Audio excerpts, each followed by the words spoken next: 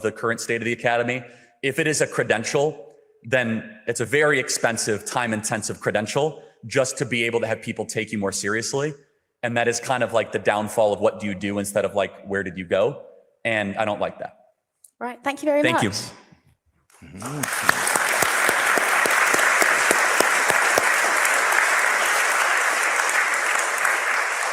I wanted to ask you about something you've probably never talked about. Never. Yeah, abortion. Oh, yeah.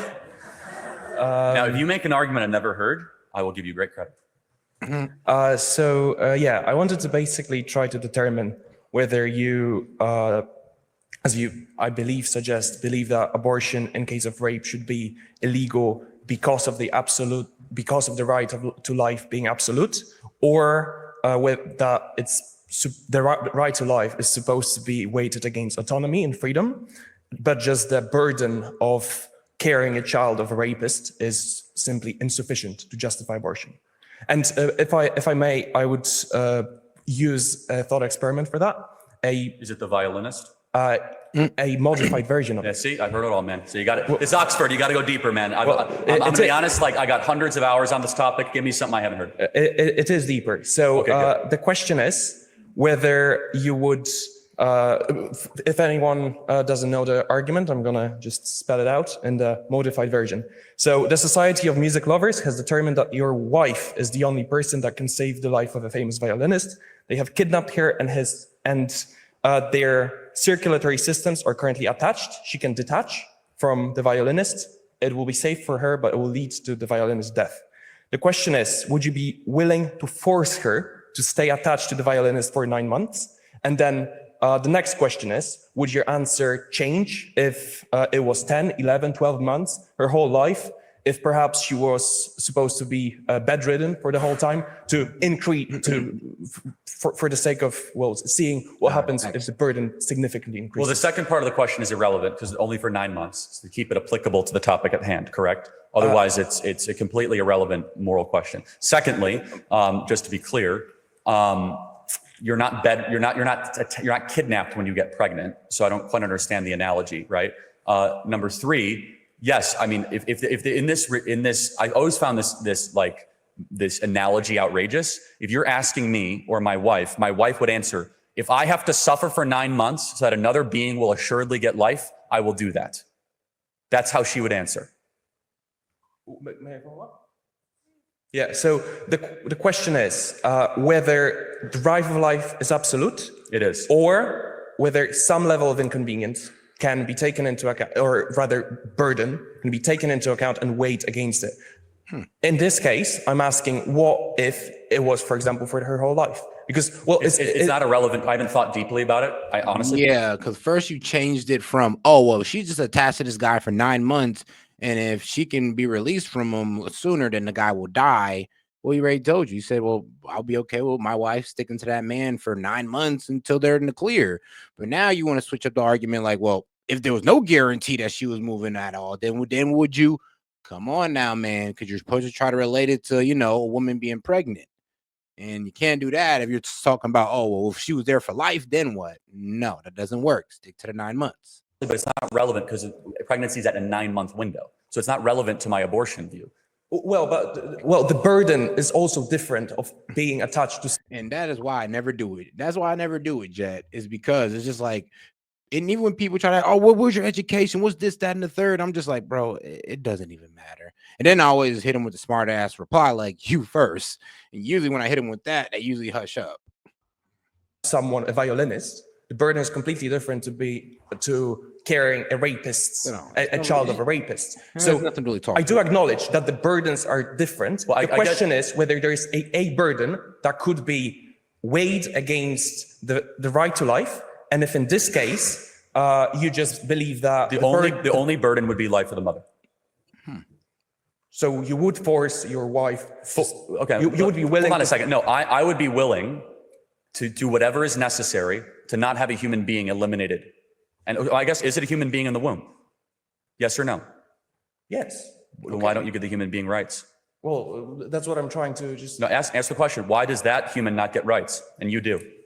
Well, My question No, answer is, the question. Why do you get rights? And It's so funny though. It's like bro got up here thinking that he was gonna ask all the questions, and he forgot how a debate works. It's like, you're gonna get asked questions too. the baby doesn't. I'm not saying it doesn't. Yeah, your right to life, eliminate it. That's the first and most fundamental right of the West. Why don't you get that right to the baby? Well, I'm not saying no. Yes, you are. No, I'm not. I'm asking whether you would force your wife. Well, no, hold on a second. Do you, very fundamentally, do you believe that every human being has a right to life, regardless how small you are or what level of development that you are on? I do believe that every person does have a right to life. Yes. You do not believe that? I do. Okay, then we agree. Abortion should be eliminated, not loved. And you would force your mother, you would force your wife to stay with a violinist. Again, violence for her life. you are gruesomely describing a universal truth that we will protect life no matter how small or level of development in the environment. Or You told me my wife had to be attached to a violinist for 9 months so the violinist could live. Yeah, I would go ahead and just let by. Like, all right, but you gotta go ahead and suck it up. It's only 9 months. I know it's a while, but I mean, what? You want to live with this man's death on your conscience? or the degree of dependency. And again, I will throw it back to you because it's very easy to use this analogy to make it seem like I'm unreasonable. But you're actually the unreasonable one here, saying that I will eliminate the human being just because, for what reason? There is no excuse for murder, period. We believe that in the West, correct? Now, you want to make the self-defense argument, we can go back there. I've heard every argument. I've heard that the baby's a parasite. I've heard the baby's an invader. I've heard the baby that is, currently taking the nutrients. None of them are morally applicable to the actual circumstance of gestation, period. Every human being has a right to life. You can check your notes again if you'd like, but every human being has a right to life. Yes or no? It's what built the West. Well, it's what I'm asking. It's the only thing I wanted to ask. Got it. You got your answer. No, I understand. What you are doing is a rhetorical trap. I've answered it completely, which is this. I stand for that's all they kind of have is these logic traps for these abortions, and it always falls on its face. It really does. The abolition of abortion in all circumstances against life of the mother, because life matters. Every human being, I believe, is made in the image of the divine, is sacred, is unique. And if we get away from this principle as we have, we not only have moral degradation, we not only have the collapsing society around us, but it's bad for that being itself. That being itself is unique. That being has rights. And who are we to say just because? It's crazy. It's like the only time you can really defend abortion is when you're willing to dehumanize or, be condescending. And really, that's really what it is. Either you got to be condescending or dehumanizing. And that's really the only way to defend abortion. Like, that's all I've really seen anybody defend abortion on is dehumanizing, the human fetus. Because we're older that we get to murder it. Thank you.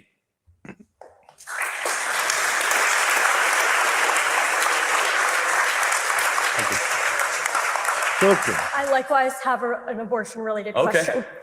So the Constitution refers to citizens and persons, but it does not explicitly define when life begins. In your view, who should define this question when we have a near split of liberals and conservatives in our country? Specifically, Alabama and Delaware have defined the start of life differently.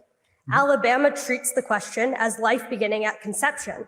Since you can't kill a person, you're not permitted to get an abortion.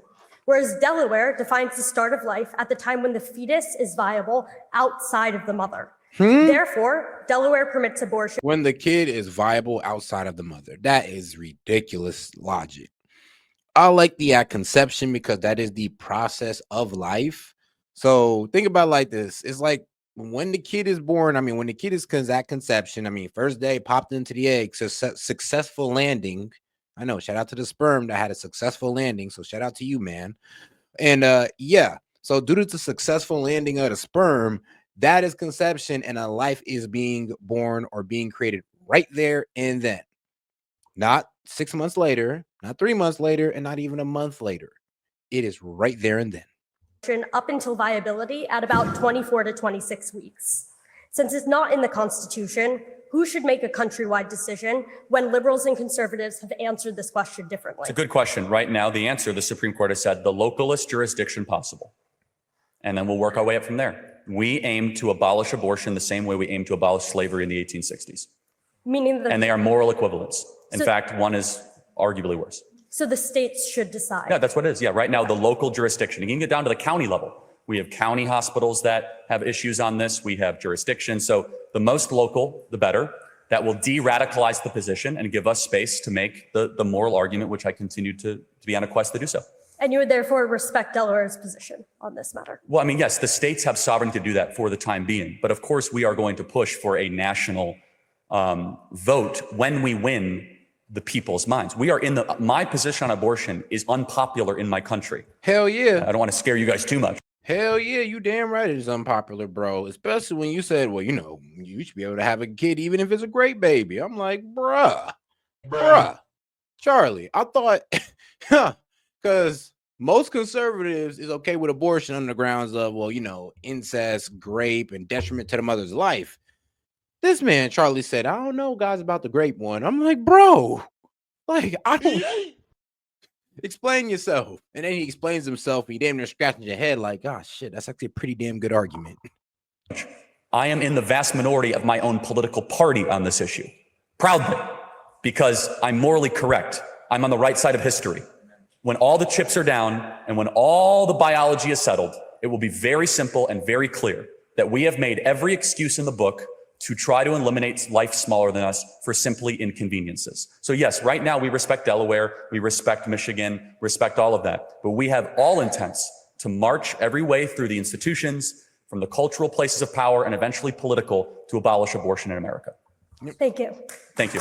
Like I said, really the only way to defend abortion is just to start being condescending, or honestly to start being emotional, saying that, oh, well, you don't care about women's health and these women suffering. I'm like, whoa, chill out there. And then the third way is, well, dehumanizing the human fetus. That also works for them as well. Well, by saying it's a parasite or a clump of cells. Hey, Charlie. So I wanted to return to a comment you made earlier about the generation of lost boys. You likened them to the Peter Pan movie. Oh, okay. Yeah. Yeah. So when we're talking about Red Pill media as being a large influence, and I wanted to define that. It's a reference to the Matrix, in which a lot of these media heads I'm familiar with that. talk about unplugging yourself, and it's about waking up to. Oh, hold on. This man's at a professional debate, and this man dressed like, well, I mean, he's dressed like me right now. Realization that Be quite honest. you know, there is an active attack on masculinity, that men's rights need to be, you know, that men are being oppressed in a way, and that men's rights need to be advocated for. And you know, many people have attributed the Red Pill media to rise in like this almost generation of lost boys. I kind of wanted to get your opinion on kind of like, do you see this generation of lost boys as a failure of, like, say, I don't think the lost boys is because of the Red Pill generation. I think the Red Pill generation highlighted the fact that there's the generation of lost boys. I think there was a highlight of them. The Red Pill didn't create, it just highlighted. The Red Pill, honestly, didn't create anything. It just highlighted and put a magnifying glass on certain things that we were ignoring. masculinity, or are there potential other factors, economic, social factors, such as, you know, the death of the American dream, increasing costs of living in America, increased cost of education? Are there like any other reasons as to why this generation of lost boys might exist, or do you basically attribute it to I acknowledge all of that, of course. I mean, one of them, it's a very good faith question, and thank you. In America, we made a stupid decision in the 1970s, 80s, and 90s to shut down our factories in the middle part of the country and basically disenfranchise and deindustrialize tens of millions of working class men and tell them to go move to the cities and learn to code. I said this in the previous Q&A, but I can again, which is that a family used to be able to be supported on a single income of 35 weeks of labor a year. Now it takes upwards of 60 weeks of labor a year. However, given all the economic and social and all those factors, the largest of all of them is the cultural and the educational that has infantilized men and hyper-feminized them in the messaging, in the outreach, and in the treatment. And so I can give you specific examples. You know, in what way has the education system infantilized men? I mean, every possible way, from the hypermedication of young men, from in the core curriculum in America, we learn about. Because it does seem like they want the young men to act like the young women. It does seem like, oh, well, these young women can stand still, and since the young men can, and boys are always going to be born with more energy. I mean, shoot, if you're ever taking care of young boys compared to taking care of young girls, you kind of notice that, you know, the girls actually sit down. There's less bumping around and random things breaking. I'm sorry, I'm kind of reminiscing of taking care of, you know, some young boys I used to take care of back in the day. And when I compared it to taking care of like my goddaughter, I was like, you know what? It's a whole lot more peaceful with the goddaughter around. But the boys, bruh. But yeah, that's the whole point there, though. The whole point is guys always did have more energy, and they kind of just drug them out to kind of make them sit still like the girls. And this is one of the reasons why girls always did so well in the school system, is because it's kind of like tilted towards them, towards the sitting down, paying attention, and do as I say. And guys, well, we're over here breaking crayons and playing around in our desks. Toxic masculinity from ages 8 in public schools in California and in New York. We never talk about toxic femininity. Do you agree that there's toxic femininity as well? I mean, I think it's an unfair double standard. Why? Well, how can femininity not be toxic if masculinity can? I'm not saying they can't be. Do we teach kids about toxic femininity in our schools? No, tell me yes or no. I mean, I think that they come from two very different places. I think toxic masculinity comes from a level of misogyny, where I think toxic femininity often comes from a reaction to a misogynistic system. Wow. Basically, it's saying that, well, we blame the men for being toxic, and then we blame the women, and then why the women are toxic, well, we blame men as well. It's pretty much what bro just said. I'm weak. The fact that he said that is like, so wait, you're telling me toxic femininity comes from men's toxic masculinity, and men's toxic masculinity just comes from, well, men being toxic, right? Like, well, I would say toxic femininity, well, I say it kind of comes from this whole leverage ordeal, or the fact that they just want a whole lot of attention. But toxic femininity, women using their feminine traits to what? I don't know, get over on men, seduce men. I mean, honestly, toxic femininity has been used for, well, spying and all that good stuff. I mean, that's how we get all these good old James O'Keefe, exposés where the women pull up there, use some of that toxic femininity to get what they want out of you. Now, hey, if you fall for the toxic femininity, that's on you. But it is a thing, and it doesn't have anything to do with male. It just has something to do with female interest. Honestly, toxic femininity is probably derived from, well, what women actually want to, well, resource, or I guess get out of men, which fundamentally oppresses and systematically oppresses women. And I'm not saying that toxic femininity is a good thing, but I'm saying it's a much more understood and valid reaction to a system of oppression versus toxic masculinity, which oppresses. Well, I would say this. I mean, if we oppress women, there would be no toxic femininity. That's the problem. I mean, that's the thing. So you can't even really blame it on the oppression of women, because if women didn't have rights, then what toxic femininity would we be talking about? So since women have rights, and thank God they do, you can't sit there and blame toxic femininity on male oppression. When, trust me, if it was about male oppression, then this wouldn't even be a problem. Okay. So even if I grant you that, are they teaching toxic? Is that term ever been used in a school that you know of? What term? Toxic femininity? No, it's not. Oh, that's weird. So only one sex gets criticized and called toxic. Maybe that creates a backlash. Well, because one is creating a system of Oh, oppression. no, that's your interpretation. No, you can make every excuse under the book that you'd like, but only one chromosome set gets criticized, called that they're terrible and awful, and that women basically need to be like go into the corporate world with no reservation. And young men see this pattern in the West and in our country from the authors, from the curriculum, from the music, from the movies. And we see, and of course, again, in the educational system proper, we have seen the infantilization of the young male. And so again, we know the data, you did agree to it, that young men are checking out completely, but we're actually living under a hyper-feminist West that is toxic. What does that mean? Speech police, feelings first, emotion over reason, community over individualism. Yeah. We're seeing this. And by the way, is it working? Is the West stronger as it's become more feminine in the last 30 years? No. In fact, our morale is weaker. We're more suicidal. Our fertility rates are down. We have lost the balance. We've lost the yin and the yang between the male and the female. We lost what worked, and we have hyper-platformed. Your own prime minister, Boris Johnson, when he was talking at a summit, said we need to actually make things more feminine. Could you imagine if he said we need to make things more masculine? How does that sound to a dock worker in Brighton or someone in Essex. We need to make things more feminine. No, instead, we need to restore the balance. Like we need more softies. We need more softies in the UK. Pretty much, we need guys to be more feminine. It's like that man pretty much say, "Man, look, bro, if the guys ain't painting their nails by next year, we have failed." Like what? That God created man and women, and right now they're. And by the way, you want an example? Adolescence. How does that movie Adolescence not broadly generalize a theme that, first of all, doesn't exist? Secondly, is like a slow motion. Like humiliation ritual for the young boys of Britain. Could you imagine if there was a similar movie criticizing young women that are like how they are the ones that are driving men away, about how Yeah, can you imagine a movie about an OnlyFans girls who sits there and destroy multiple men's lives and their relationship with their women in their lives and their wives, and to kill and make them get separated from their family through the porn addiction that they built through consuming her content? Could you imagine such a movie? Hey, might be an award winner, huh? catty they are, about how they don't want to be. No, it's fine. I'll just complete the point.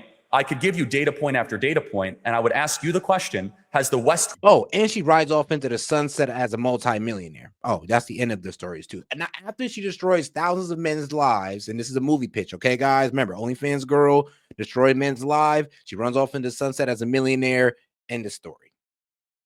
There you go. I mean, can you imagine we made a movie like that, and then saying that, yep, this is what all women want to do, and this OnlyFans girl has such a following that she's inspiring all women, even young women. She got women who's saying 15 talking about they want to be OnlyFans girl. Can you imagine us making a movie about that and how freaking accurate it would be? Like, let's be honest here. Grown stronger, the more effeminate has become. Okay. You've said a lot.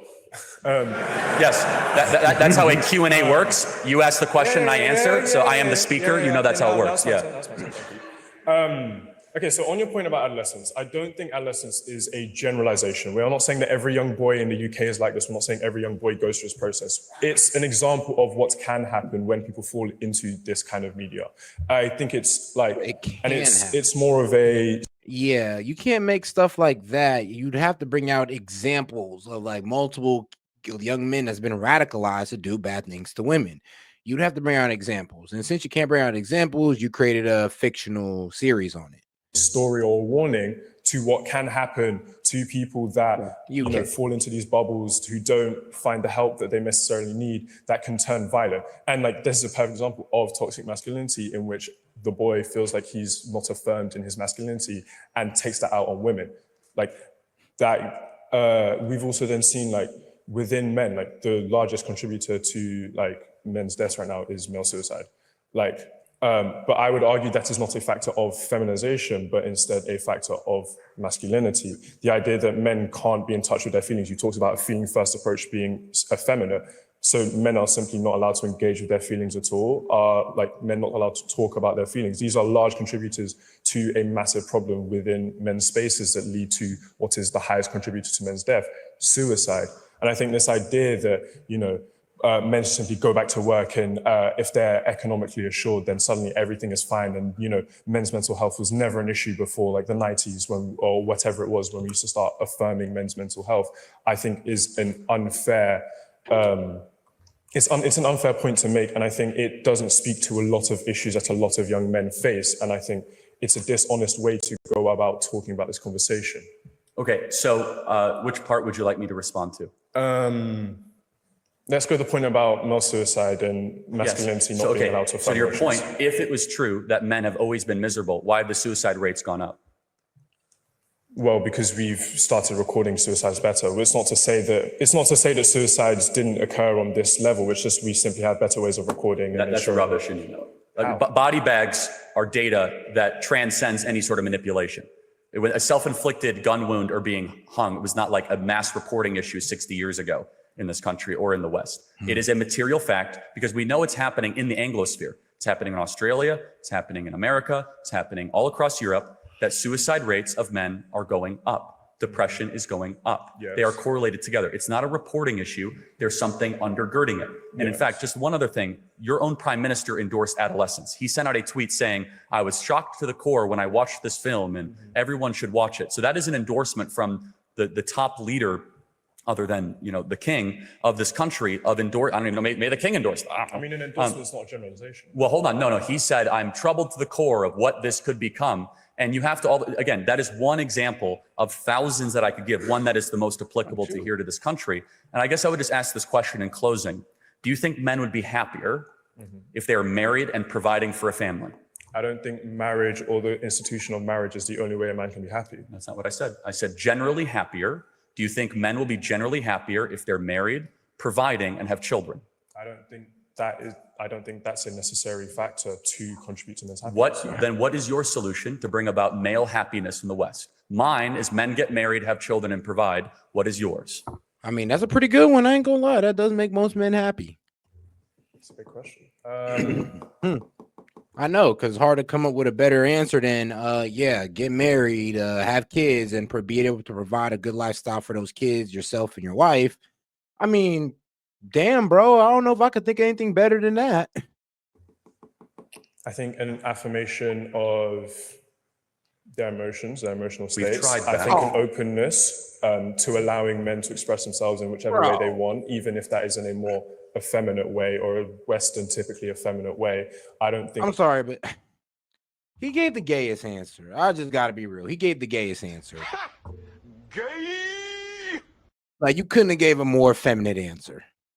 I think it's about ostracization. I don't think it's about promoting one simple institution of living and disregarding all of those else. Men are free to live single, men are free to be in gay relationships. I don't think that the institution of marriage privileges one to a life of happiness over any other way of living. So of course you have the agency to do that. With all due respect, have you been to London the last 10 years? Men can do whatever they want. I live in London. Are they happier?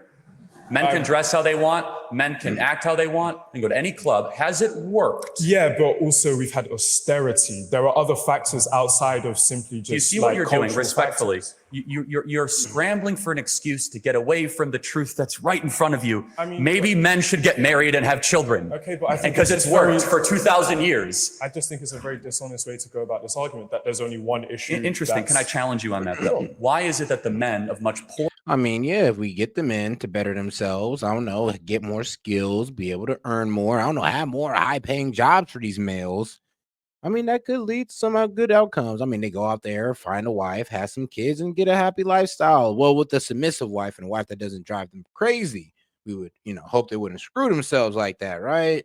Right. poor African and Asian countries don't have suicide issues, yet they have no money? Not for real, he did. How do we know that? Oh, we know, again, by empirical third-party reported data from the UN, from the US State Department, there is not a suicide crisis in sub-Saharan Africa. There's not a suicide crisis in Southeast Asia with young men. Nope. So explain to me that phenomenon. They're materially wealthy, they're not materially wealthy, and yet they're harming themselves. So why would you then say it's austerity? Wait, sorry, say that again. Okay, you're looking for another explanation for male unhappiness. Yes. I'm pointing to you to a part of the world that actually Honestly, just about a man finding something to be loyal to. That is really what it's about. And men find it real easy to be loyal to, well, I mean, their craft, their business, job, of course, their family, like wife, kids. They find it real easy to be loyal to those things. And if you give a man those things to be loyal to, like I said, he'll live for it and die for it any day of the week. actually does value marriage and does have children, but they have no money. So therefore, how could you say it is a material problem why the men of London, who can dress how they want, go to whatever bar they want, are not happy? Because it's more than one reason. Like, there are multiple factors. It's not just like, it's not even just economic. There's economic, there's social, there's like religious pressures. There's so many, like, you cannot boil down a societal issue to like one. And I acknowledge issue. that, right? I even at the beginning, remember, I'm saying the biggest, the one that has an exponent on it, is that we have And shout out to my man Daniel Castro. Sure makes me happy, along with spiritual reform. I mean, yeah, facts. Facts. I mean, no, let's be real. It is always that is, hey, you have a good job, you like your job, you have your nice little thing on the side, or your wife or girlfriend, and you're able to provide. It just don't get no better than that. That's all I gotta say. Like, and shoot, even if you bust your ass and all that good stuff, as long as you can do that, I mean, you still find the happiness and pride in it. And a lot of men can't do that. So Yeah, that will cause a problem. Now, in America, we can blame it on a lot of things here, but I would like to blame it on the fact that we've kind of let these corporations take advantage of the market while not giving anything to the market, like, jobs. We have a biological urge that God gave But they'll make work camps over there in other countries. Apple. us when he designed us, which is to be fruitful and multiply, for men to provide for the family. And when we suppress that and we say that you can go live whatever lifestyle you would like, as already happens in the West, we have Exhibit A, we have a serious suicide, mental health, anxiety, depression issue. So I would just ask you to think over the next couple of days, months, or years, why is it that men in countries that barely have toilets and do not have 2 pounds to rub together, but they do have kids and they do have a wife, are much happier than someone with a big flat in downtown London? Something to think about. I mean, I think happiness is a difficult idea to conflate in that sense. I mean, No, there are with other suicide, duties. they're less likely to kill themselves. Forget all these happiness indexes. If you kill yourself, you're not happy, right? So these poor countries do not have male suicide problems. Why? I do not know. Think about it. Thank you very much. You've spoken a little bit about your belief in the sanctity of life and the inviolable dignity of the human person. I take it that you accept evolution. It depends what you mean by that. Do you think we've evolved from primates? I don't know. Okay. But I do believe in the biblical account of creation. I also acknowledge that there is an abundance of scientific. I mean, man, these days, I'm not sure if it was the primates or the aliens that mess with the primates or just, genetic miracles. Who knows? Or mutations. Research that shows adaptation. Species change is heavily inferred in the data. I don't know enough about it, but I believe the scriptures to be true. And you can be a theist and also believe in God-ushered evolution. Yeah, I completely And so, agree. of which I allow people much smarter than me to make determinations on that. It's completely irrelevant to my core theology, though. Okay. Are you happy for me to proceed with the question, Please, though, on that yeah. basis? Sorry, So yeah, I didn't mean to you're interrupt kind you, of- but yeah. No, that's fine. So you're kind of not vaguely, but you seem generally happy with the idea that maybe evolution is true. I hope that that's the case. I mean, Well, I actually don't believe that. I think that okay. I'm not saying you said happy to that evolution is true. Well, not necessarily happy, but Well, that was the word you surely- used, though, right? Okay, fine. Willing to accept that based on the evidence, evolution is a fact. No, I'm not saying You it's a don't- fact. fine. I'm actually, again, I say I'm open to have my mind moved and I look at the data, but I believe, given the abundance of equal data that atheists must reckon with, that there is a fine-tuning problem to our existence that I believe warrants that there is a God, intelligent life came from a God, and I believe the scriptures to be true. That in the creation account, there is an allowance to say that God created the heavens and the earth and allowed us to either evolve through species. I happen to believe, through a faith claim, that human beings are designed. What that means is designed over a long period of time or designed immediately. That's for people smarter than me to determine. Fine. I suppose what I'm getting at is if you believe in the sanctity of life and that Because I think one of the mysteries of evolution is how do we make such an extraordinary jump from, our primate brethren to what we are today? Like what we are today, honestly, should have took way longer than where we're at. Like where we're at, the way we've evolved as humans, it was a bit too fast, and no evolution can explain it. That's why there's things called the missing link and all that good stuff, because we can't really explain the jump from here to where we are today. It just don't make sense.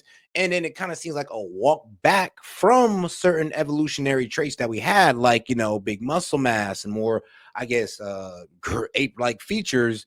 And now kind of look at it, kind of like we sacrificed that for the big brain or the ability to, group up and get things done. Who knows? Who knows? there is something fundamentally different between the life of, say, for instance, a human being and the life of an animal. Does that not make that claim slightly arbitrary? What is personhood based in, if not? Oh, yeah. So do you see what I'm getting at? Sort of. The scriptures say, though, that God created humans, male and female distinct. They're the only ones in Genesis 1:26, 1:27 to made in the image of God. Right, and exactly. so he called animals good, but they are not image bearers. Okay, But that word create is barah in Hebrew, and it's not clear whether or not that is created in an instant over a long period of time. And we as believers, I find no contradiction into saying that God could have created an instant. That's what I said too. They're pretty much saying that 6 million years wasn't long enough to have the features that we have today. It doesn't make sense. It's like, and then think about it. We went from fur to no fur, and you would think we would, I don't know, probably keep it, but like I said, our evolution is a bit wonky, especially when it go off the idea that we came from the apes. Of which I would be pleased. I'll ask God when I get to heaven how this all unfolded. Or was it a process of adaptation and species change? Very smart Christians are on both sides of this issue.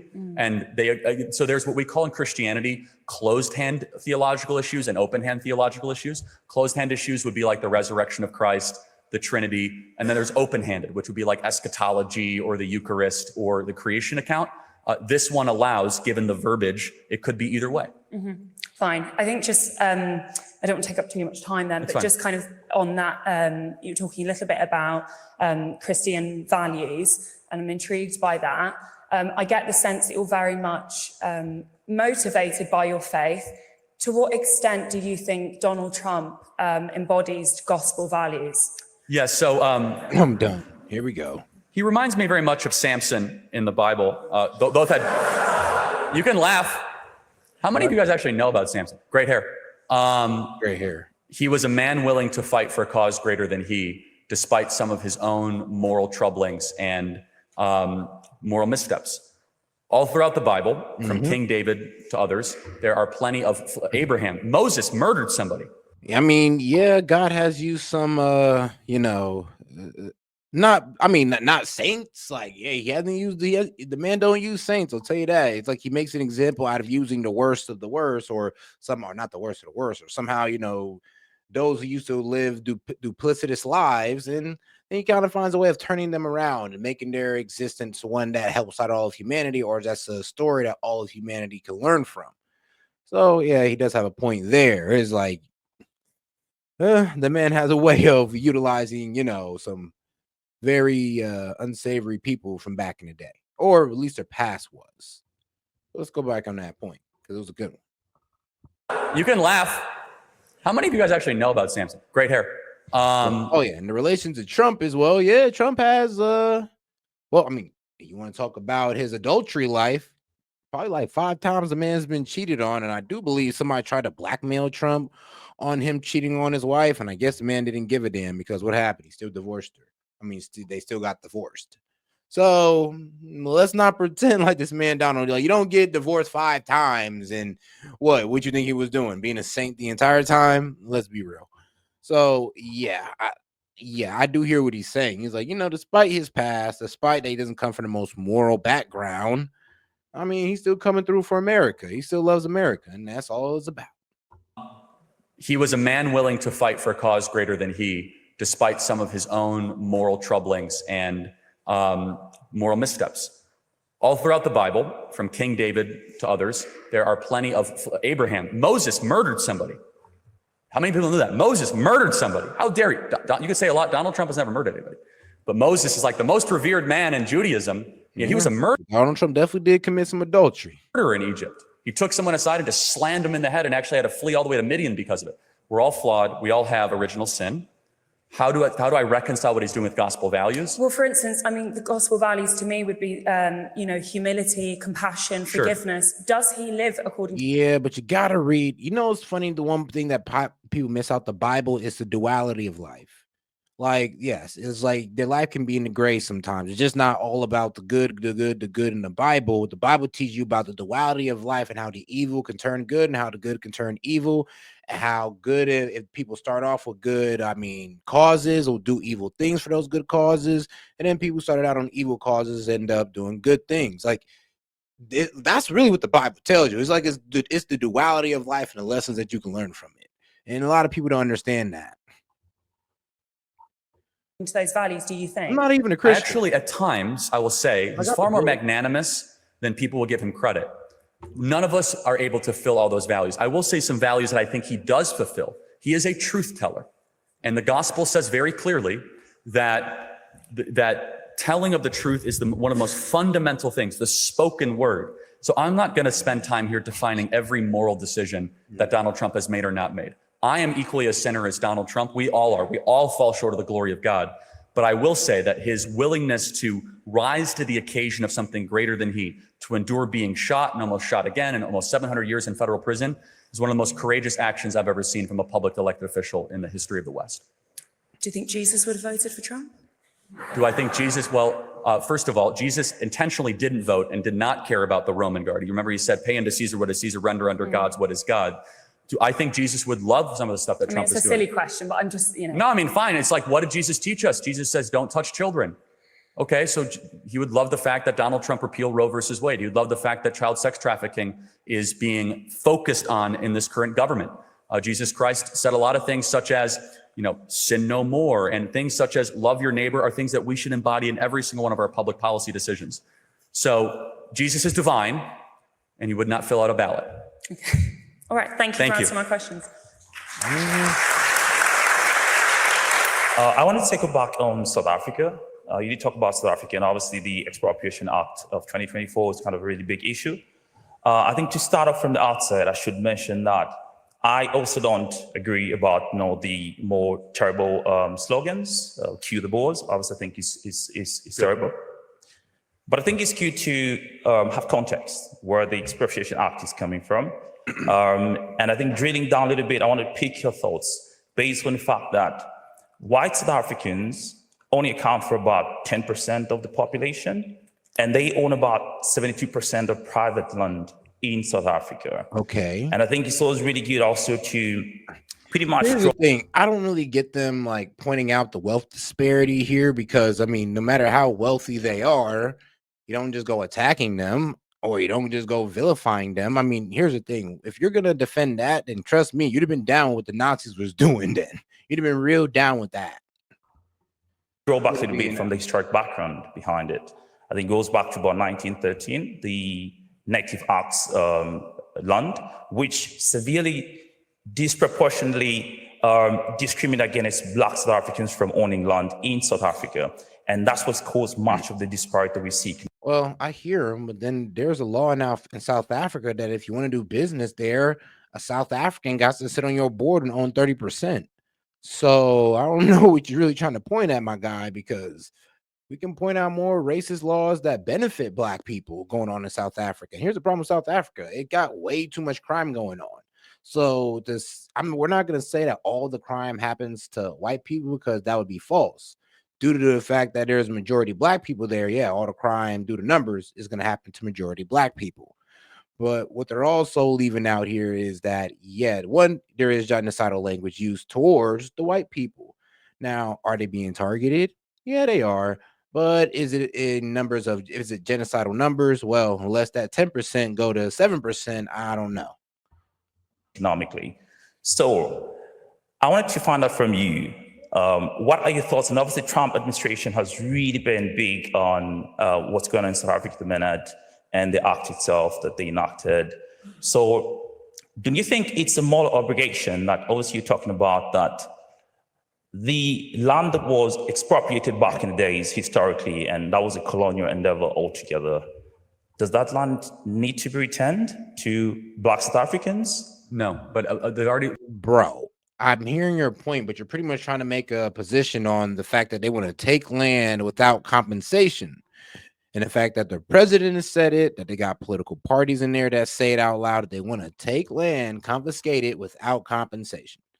So if you're trying to have an argument for, well, don't you think that they should be able to get their land back? I mean, shit, I mean, they probably should have stood on that since day one.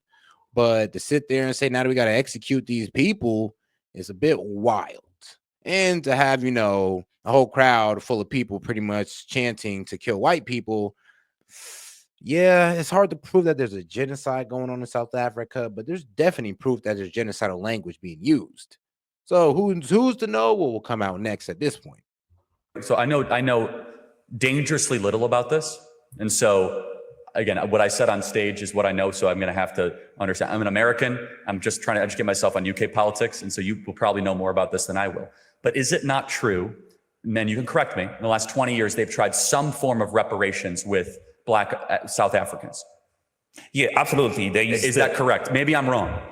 Yes, there's been, but it's not worked. So the Oh, BBE, that's right. for Well, so, instance, okay, so time out. So wait, so taking stuff from one group and giving it to blacks doesn't work? well, it does work, but I'll give you context as Wow. well. You just said it doesn't work. Hey, yo. I mean, bro, if you tried that in America, let's say reparations, right? How are you going to take reparations from white people who are going to sit there and be like, yo, one, my ancestors didn't even do slavery. Two, I'm not giving you my money. Three, I'm not going to let you take my land. And that's literally what some people were asking for. I remember it was Islam saying that, oh, well, you can just give us a good amount of land in Texas, Alabama, give us a whole lot of farmland. I'm just like, well, as long as people don't own that farmland, sure. But if you're talking about we need to confiscate farmland for black people, yeah, kind of crossing lines. And this is a constitutional republic, so we can't impede on people's individual rights. So that doesn't work here in America.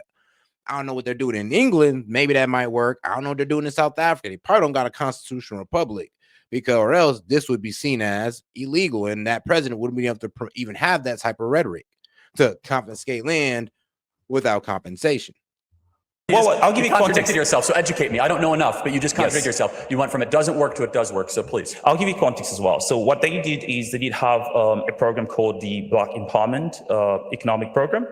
And pretty much what they did is for every corporation, they would have to incorporate black people within it. But that's not worked really well. And what we've seen over time is that a lot of black people that have been part of those organizations haven't been a minority. So pretty much, as you mentioned, you talked about DEI. So it's just pretty much checking a box, right? You have a black person within the senior management group, but it's only probably 2 people and the like, and that's pretty much it.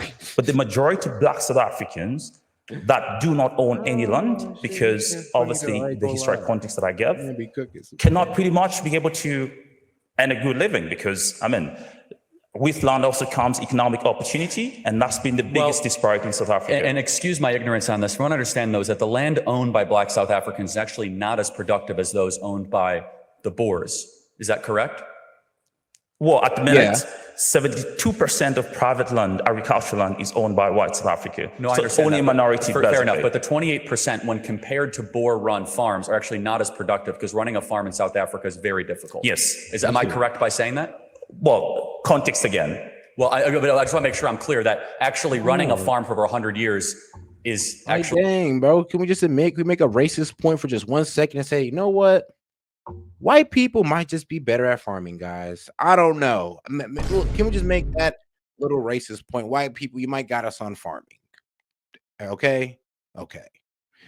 Until I started seeing a whole bunch of black farmers pull. We do got black farmers here in America, but I mean, probably the highest producing farmers we got are the white ones. But then that's also because, well, in America, farmers are majority white as well.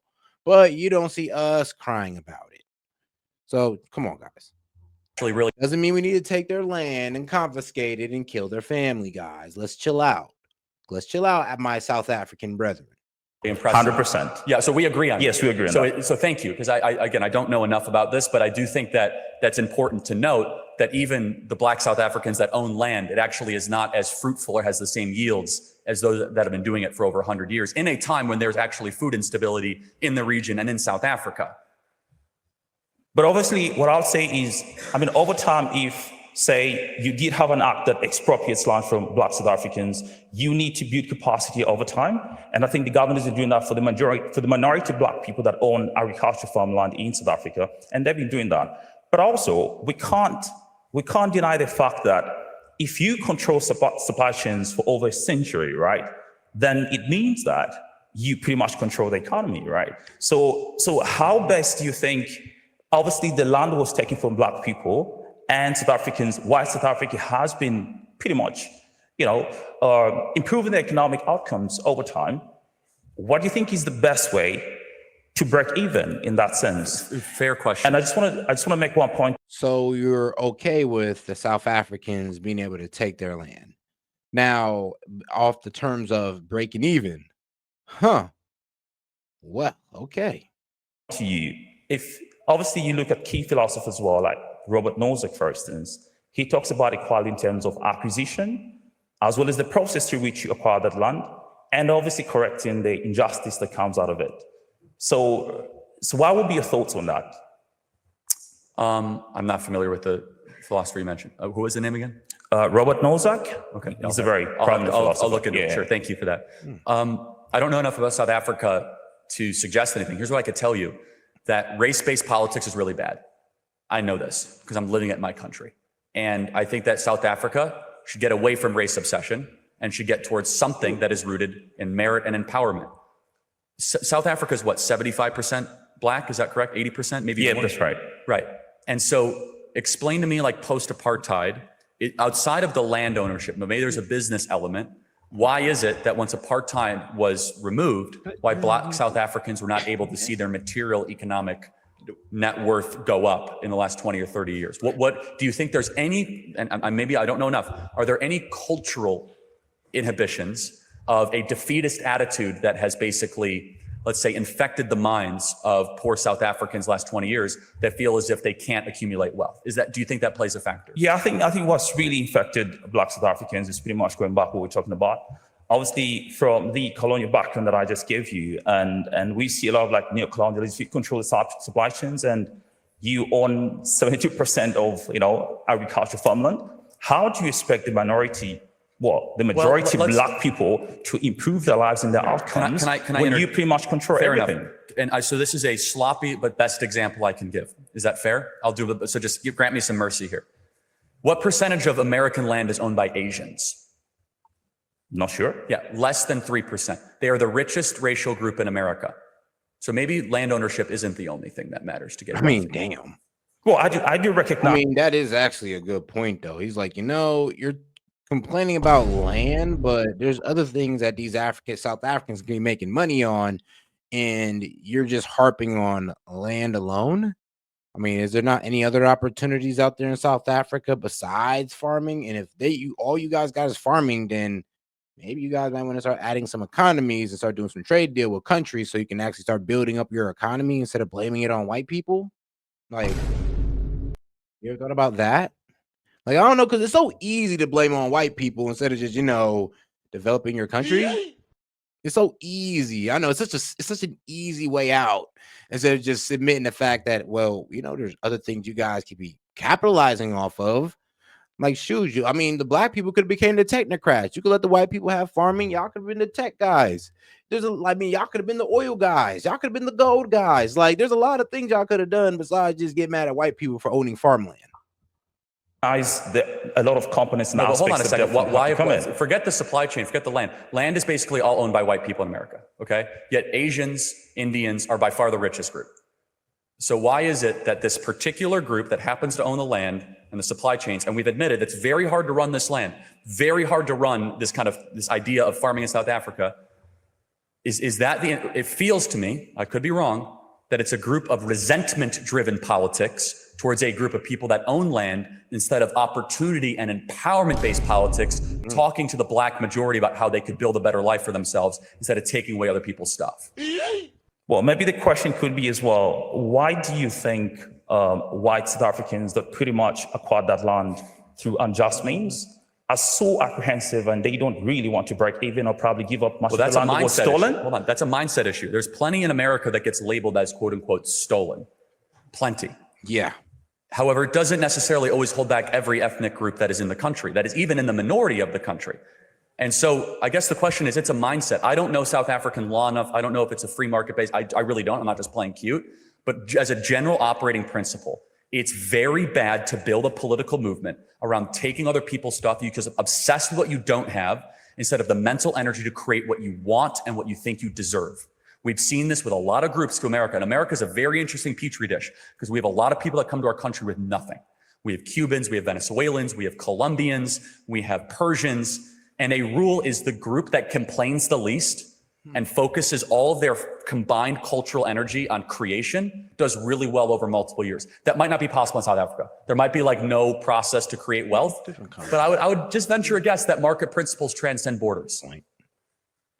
So my postulation, and I'm glad you admitted it, don't say kill the Boers, bad, we should say that. It has created real deaths and real harm. If I was in charge, which of course I'm not, I would spend all my time not saying kill the Boer. I would say, my people, get your act together. Let's work harder. Let's prove the Boer wrong. Let's start a business. Let's build families. One is driven in resentment and greed and envy and confiscation. Yep. And one is rooted in creation and entrepreneurship and optimism. I'd like to see the latter. Well, it's very interesting you call it confiscation. Yeah, and I'm gonna be real with you. I mean, I see some of the arguments in the chat, and this is a little bit different from the whole Israel-Hamas thing, because if Israel and the Palestinians were just living in Palestine and it wasn't called Israel and it was just the Jews and the Palestinians living in there, and they had this discrepancy of land ownership, then yeah, you can relate it.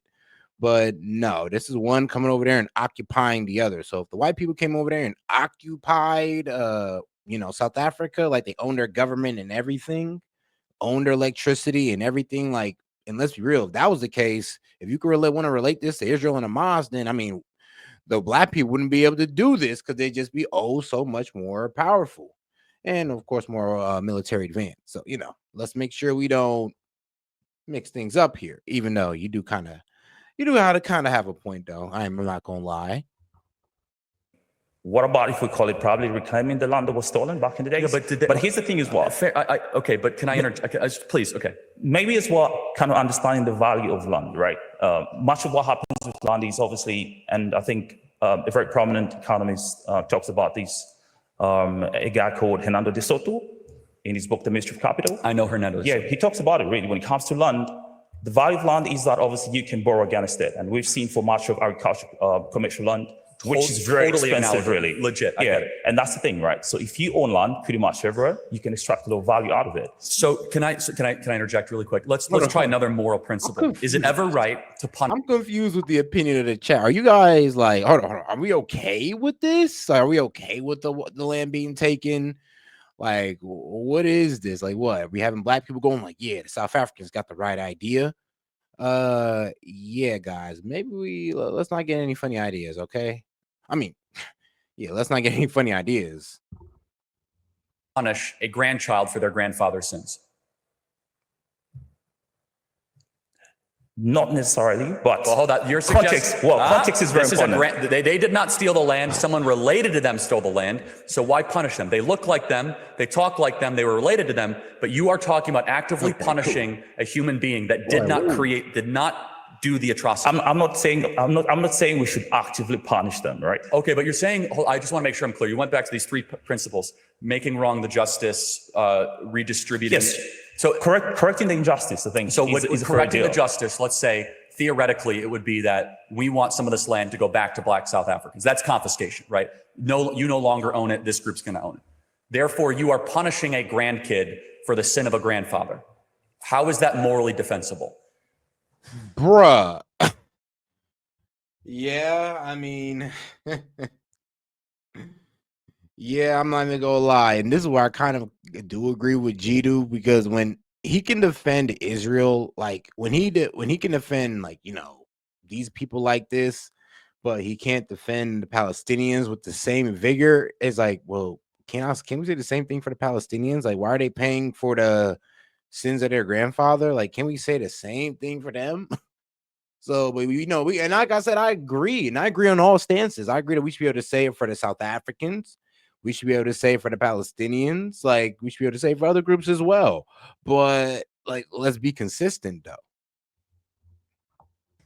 I think it gets back to the same thing. And how is it more defensible if, say, the land that you own at the moment was stolen land, and it has over time created a massive disparity economically for much of the majority